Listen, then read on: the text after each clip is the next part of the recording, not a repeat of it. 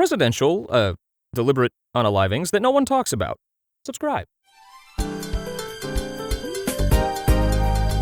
Number 1. William McKinley. Now, what do Alexander Berkman, Enrico Malatesta, and Leon Czolgosz all have in common?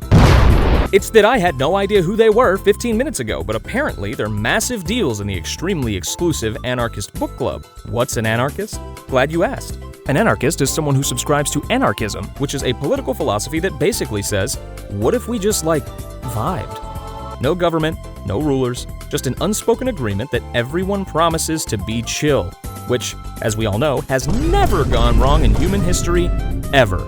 Speaking of subscribing to things, less than 10% of you are subscribed to this channel, which is a real shame because I put a lot of effort into looking up obscure Polish dudes from the 1900s instead of, having a social life. So go ahead, hit that subscribe button. Let's see if we can hit 100 subscribers before the month ends, or at least before the next economic collapse. Anyway, meet our protagonist, Leon Czolgosz.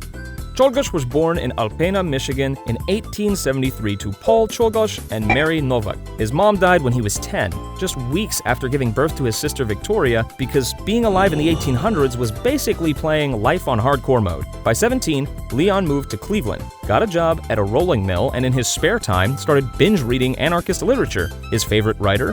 Emma Goldman, famous anarchist and the human equivalent of setting a cop car on fire. All was going well for Czolgosz until 1893, when the economy did what it does best, crash harder than your dad's midlife crisis Corvette. Unsurprisingly, this led to mass layoffs, factories refusing to pay wages, and workers doing what they do best: protests, riots, occasional murders. You get the picture. Hey, why are we protesting? Oh, they fired us and won't pay, so we're gonna riot until they do. Oh, yeah. Say, I like this whole wreaking havoc against authority thing. I might just make it my whole personality. And so he did.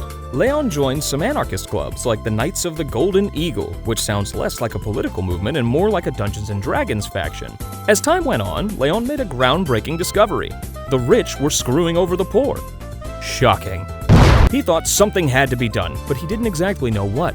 That was until July 29, 1900, when King Umberto I of Italy got absolutely clapped by an anarchist named Gaetano Bresci. After hearing that Gaetano shot the head of state for exploiting the poor, Czolgosz thought, wait, I can do that too.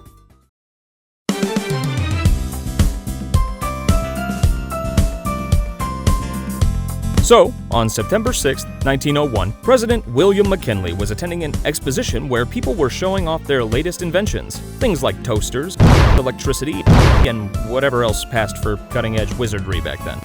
McKinley was shaking hands with the crown when Leon, hiding a pistol under a handkerchief like a discount magician, stepped forward and shot him point-blank in the stomach.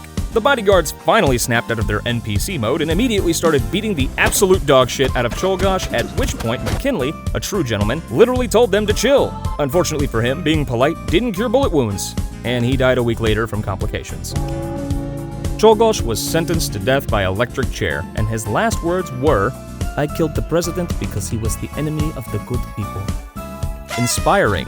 And in the end, absolutely nothing changed. McKinley was replaced almost immediately by Theodore Roosevelt, who went on to be one of the most action-packed, big-stick-wielding, war-loving presidents ever.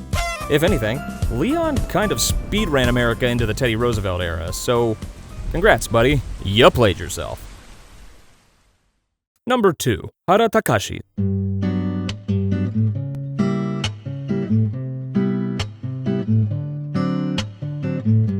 As it would turn out, the presidential Getting Assassinated Club is not a US exclusive club. Meet our guy, Hara Takashi. Born in 1856 to a low-ranking samurai family, he decided the whole sword-fighting thing wasn't for him and went into politics instead. He worked as a journalist, then moved up the ranks in government, eventually becoming the leader of the Rikken Seiyukai Party, a major political force in Japan. Hara was all about expanding democracy, but, not too much. He wanted more people to vote, but still kept things structured so the elites didn't completely lose control. Fast forward 1918, Hara became Japan's prime minister, making history as the first non-aristocrat to hold the position. At this point, Hara wasn't just some guy in a suit.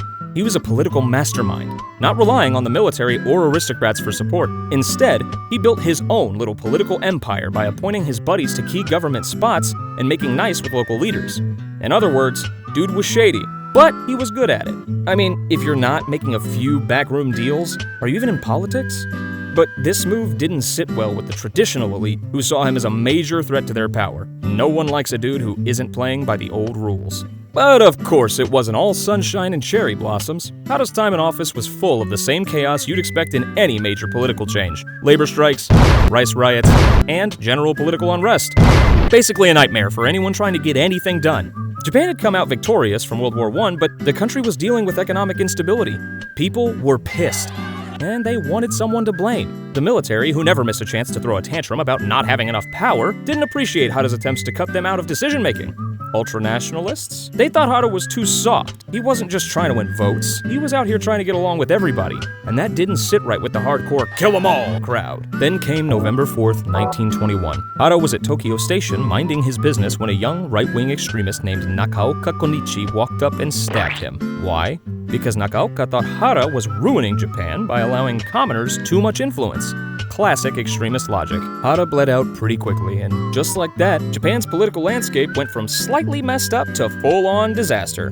His assassination sent shockwaves through the country, and without him, Japan's little experiment with democracy started to fade faster than a snowball in the middle of August. Over the next couple of decades, military influence grew stronger, and Japan took a nosedive into militarism and authoritarian rule. Fast forward less than 20 years, and bam, military control takes over the entire country, setting the stage for a little global conflict we all know as World War II. You know, no big deal. In the end, Hada's death didn't stop history from moving forward, but it did show just how unstable Japan's shift towards democracy really was. His assassination was a warning sign of what was to come.